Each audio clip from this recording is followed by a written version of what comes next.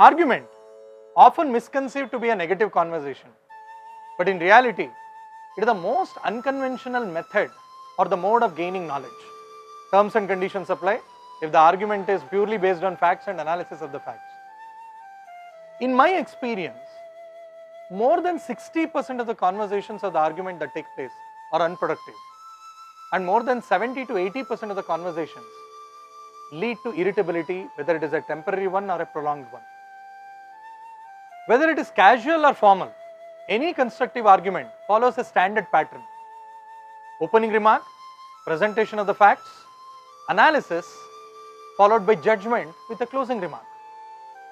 Remember always, whenever you go through a constructive argument, it is not going to cause any irritability. What about the unproductive or irritable arguments? During every irritable argument, your primary concern should be always protecting yourself from the irritability.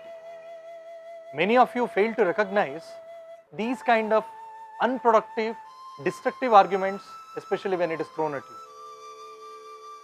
Then how do you recognize the unproductive or destructive arguments?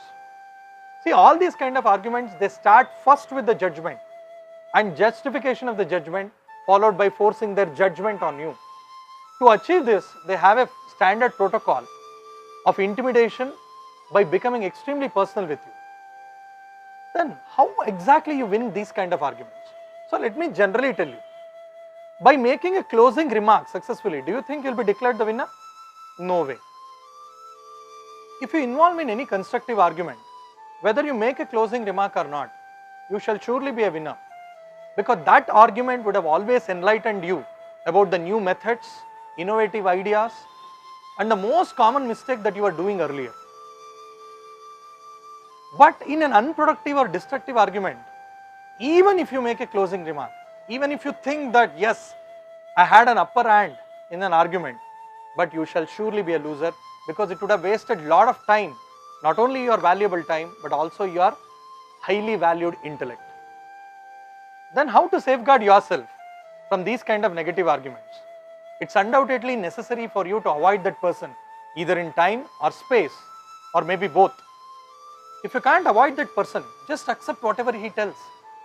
You are not going to lose anything just by accepting it. You need not have to follow it. Because what is the point in involving in an argument with a person who is not even ready to listen to your take on the topic? Mark Twain, a famous American writer, has rightly said, and I quote, "Don't argue with idiots. They will drag you down to their level and beat you with experience." Friends, if you like this video, please do like, share and subscribe, and let me know your feedback in the comment box.